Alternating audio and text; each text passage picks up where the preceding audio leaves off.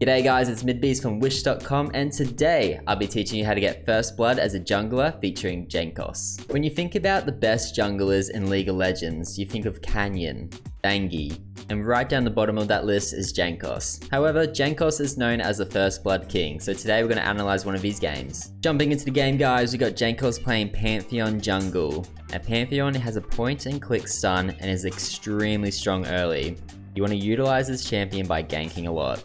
Now when you're looking to gank a lane, you need to learn which lane is best to gank. You can analyze this by dividing it into 3 parts. The first thing you want to analyze is, do we have CC?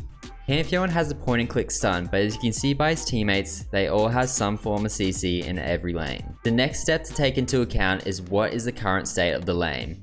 This is where you want to be panning your camera at the potential gank lane while clearing your camps. Is it pushing? Is it frozen? Does the enemy champ have mobility? The final step is, do we have enough damage? You need to take into account the champion's health, what items you guys have, and the levels. So as you can see, Jankos has started red, he's cleared his Krugs, and he's now doing his Raptors. He's panning his camera over to mid lane for a potential gank. The wave's not really too favorable for a gank, but as you can see, I really put a ward down early and spots the Lee Sin, so he's there for the counter gank.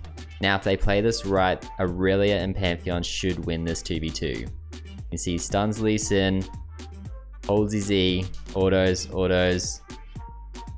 flashes after Lee Sin, Qs him, gets the first blood, and now Annie has no flash, is more than likely not going to live here. So as we look back at the replay, you'll see Jankos takes in the 3 steps into analyzing a good efficient gank. Step number 1, do we have CC? Pantheon and Aurelia both have CC and very good mobility to get onto Annie. And then we go into step number 2, what is the current state of the lane? You can see how Jankos is panning his camera over to mid lane while farming his camps. Aurelia and Annie are both healthy champions at the moment. Annie has no mobility however, but the lane is pushing more towards Annie's side near the tower. But as you see, Aurelia put a ward down early which spotted the Lee Sin, which you can be there for the counter gank.